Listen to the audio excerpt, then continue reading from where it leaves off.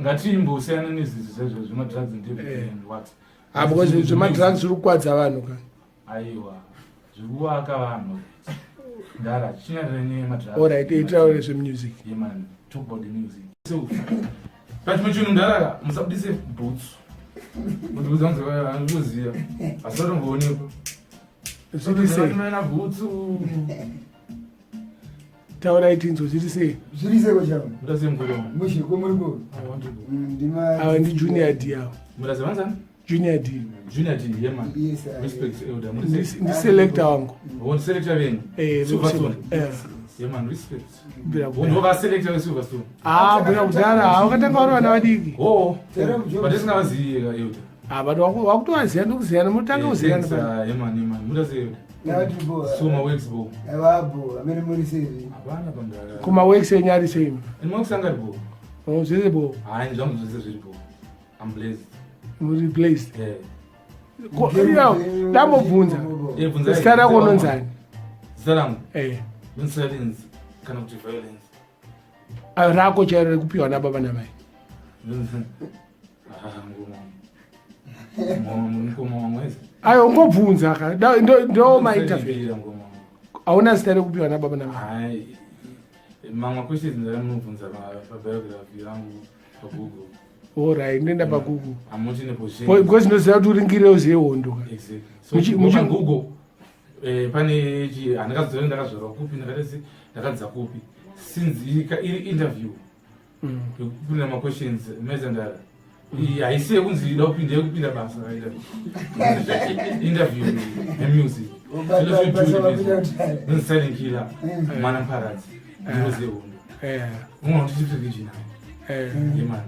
Amuri kurira kamazuva ano yeman ko timbireka ingi yakanyatsokupinza mugame chaichai freestyle ndapa level yekuti masongo akapinza mugame andapinda mugame namasongo akana 1 ichimboiwe kana 2 ai wakatoedza kutaura kuti yakandipinza mugame manje imi ndimungatoizive haisi kastanzi but I remember pa-stands level ndinatomborowa kana mabadi like ai dirilicha wearmy maizha mavabva kuwestern maizha saka mukuona kuti iregedze kuti chi imi total rege yamuda kunzwa inini yangu yakandifadza chaiche ndeyekuti iyo yekuti makauraya vanhu konyowani semusukubvunza zvinyowani kasi kuti ndakagumira pepa here kunini kuti ndizvitaureka da kuti utitaurire iwewe manditaure mati ndikuimbirei imbira mandikuimbirei songa yakandipinza mugame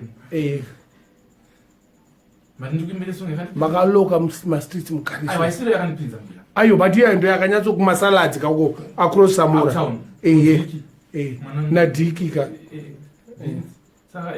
neningini nebirwaika nebirwaika tizori futi patatoti birwaika tizori nemamwe futi atinozoti vana dzidzai komanyowana acho mipira mihombe yatopasa bvunza tunhu tutukukeza kuabsa atisenze basa sina basa rekudhiskasa masasa takabuka neguka breke mtoti harasa hati refu resnuka zvimanyaya zvina basa Patrick Chinamasa hanzi akabatwa achirasa zvine basa kuti Mugabe akafa nemaausa nyaya idzodzo adzikutengeseka pausa yo wakasadza kupi kuti wewe unokonzera asma woti wakazviona paplasma atingatadzike kusaiza nyangwe uri euta asina skelter lack of shelter musombodiya haugatirwe kudhota yeman kakaipa kakabuda era kana freestyle it's trending yeman yakabuda song yakabuda November 2019 yakarikotwa nani Big Dog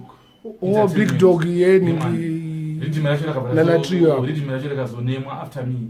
rinonzi Guka Makafela alright Guka takabuka neguka Guka chimanje iwewe mutombo Christ soulmate akomana yeman akomana nasikana wakatevera yese kete man tingamukuziya mukubvunza zvamukuziya aiwa ndiri ghetto youth guys general ghetto crown king guys so you know everything in the ghetto aiwa man amungabva munotoziziva man amungamundibvunze Kristu mitoziva zvinogadzirwa sei ndiziva inogadzirwa sei kunenge kuforeign inonzi ice let's say ngatimbosiyana nezizi zvezvo zvemadrugs and what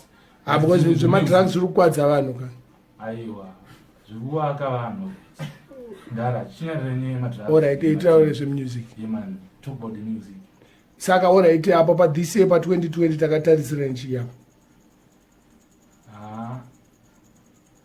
zvokutarisira gare makangotarisira violence ne-intelligence iri muchi nemacollections futi but evidence was appearance yangu ya2020 yandikuya nayo iri kuya muchaona disappearance because I'm going to share my experience ka zvekusvika pakuzoti malessons acho mukoma wangu ndati 2020 indine ngoma dzakawandisa handangoma 1 handangoma 2 handangoma 3 saka madhisi futi anogona kubuda ipapa vanhu vakafarisa indoimba anything haisina kufarisa nakusasei namwe kangomuka chingofirira kungotudhisi anybody yeman alright we do it for the music for the love of the music disco one changoma ino vachandewo maina yeman uchero anoda discipline kaone chi even vamwe vangu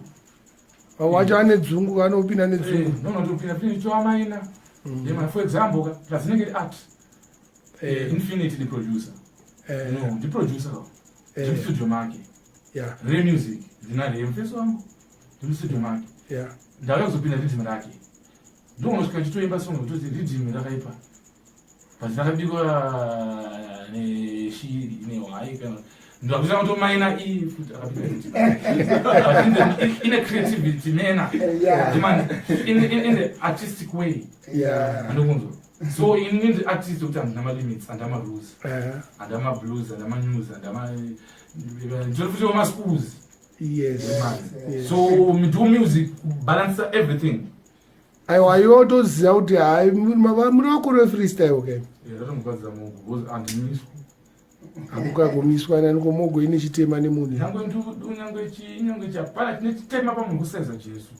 safema kasaiza jesus christ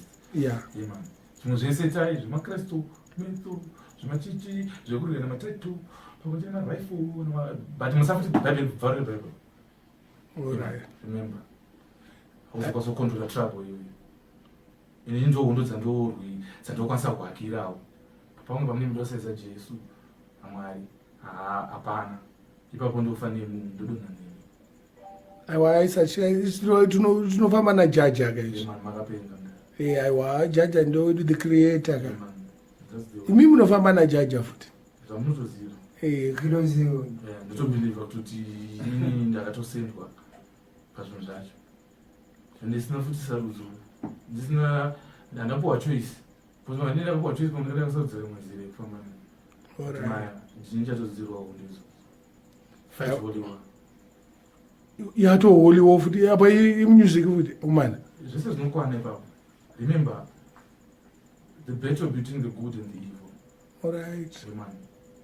inini mwangu and don't practice evil when you believe in any and you believe shish to and it but 100% faith in Jesus Christ man jaja know my path jaja vanozenzira dzandofamba vanoziva zvandoita vanoziva how innocent